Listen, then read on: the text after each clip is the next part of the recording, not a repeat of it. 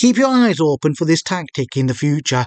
People in Britain may start converting to Judaism to start getting bigger houses from the council. Have a look at this. News just in. This journalist writes, local authorities in North London have built kosher-compliant council houses for Jews, which include 5-bedroom flats, Shabbat lifts, sukkah-ready balconies. A balcony? I only get a balcony when I go on holiday. Who sinks for kosher food? And then he goes on to point out the two-tier system. I'm against the selective outrage had this been done for Muslims. He's right, let's be honest, if this was Muslims, all these GB News guys and the usual suspects, the Tommy guys and all the paid shills would be talking about it day and night. But for some reason, they're not talking about it because, let's be honest, it's not Muslim. Let's have a look at this housing though. Our hallway is big enough to play football in. The council housing that feels like a holiday resort.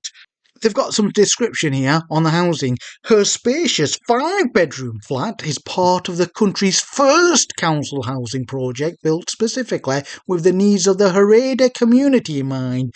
There's a picture of the Haredi community, I think, there. That's the community that dresses the women as in Victorian dress, and the blokes wear the all-black garb.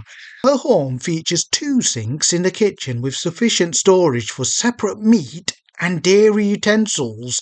The mixture of meat and dairy is forbidden according to the law of this community.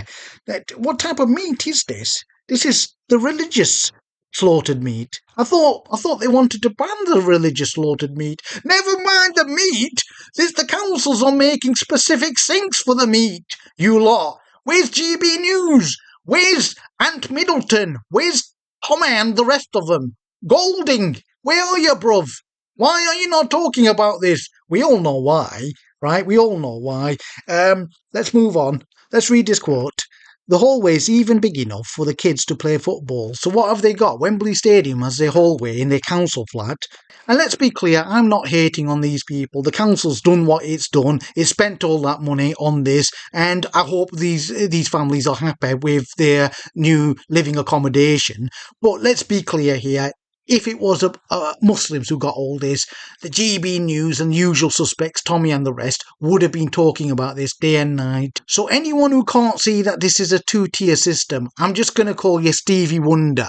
Because it's quite clear that there's a country in the Middle East that funds a lot of negative sentiment about Muslims for propaganda reasons, and a lot of people make money out of it. There's a lot of clicks to be had when it comes to negativity about Muslims, and people know it, so they can get political cachet out of it as well. So it happens. It's part of the reason why we've got a 2-tier system here.